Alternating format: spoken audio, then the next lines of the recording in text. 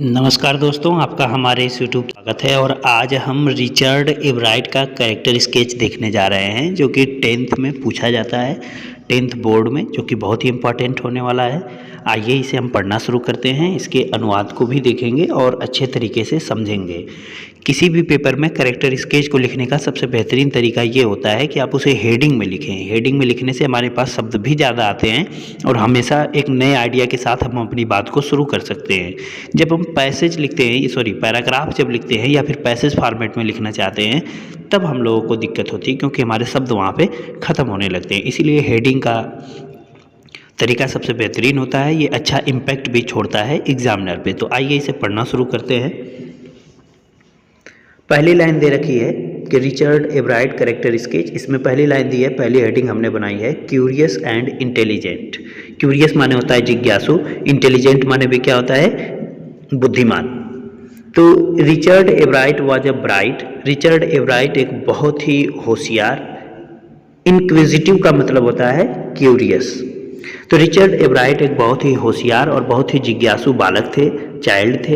His curiosity, उनकी जो जिज्ञासा थी किसके बारे में, अबाउट द वर्ल्ड यानी संसार के बारे में, ड्रो हिम टू एक्सप्लोर।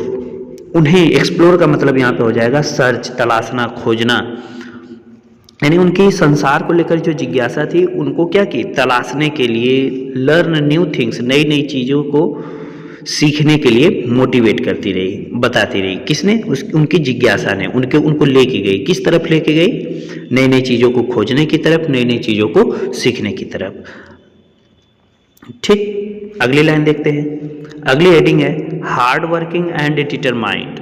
कैसे हैं, हार्ड वर्किंग थे, बहुत ही परिश्रमी थे। डिटरमाइंड का मतलब बहुत ही समर्पित थे, अपने काम को लेकर बहुत ही निष्ठावान थे।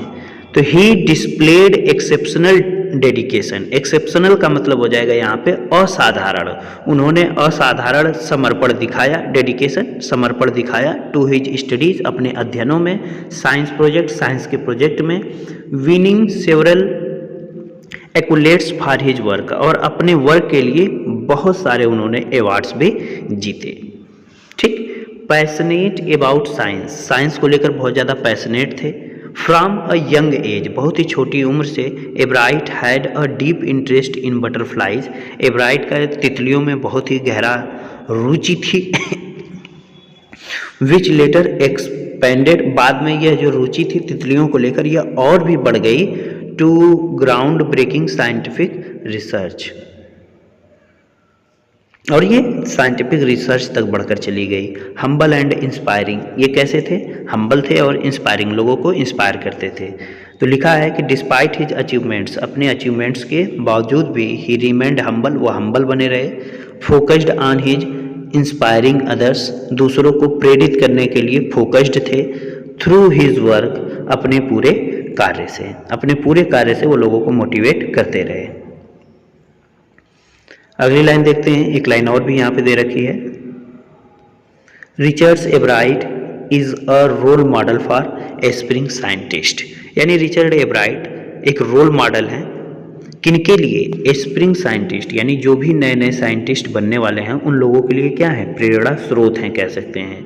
ठीक, तो ये था रिचर्ड एवराइट का कैरेक्टर स्केच। आप एग्जाम में अपने ऐसे लिखिएगा। अगली वीडियो में हम लोग लूमो का कैरेक्टर स्केच पढ़ेंगे। तो आज की वीडियो में इतना ही, मिलते हैं अगली वीडियो में, तब तक के लिए धन्यवाद।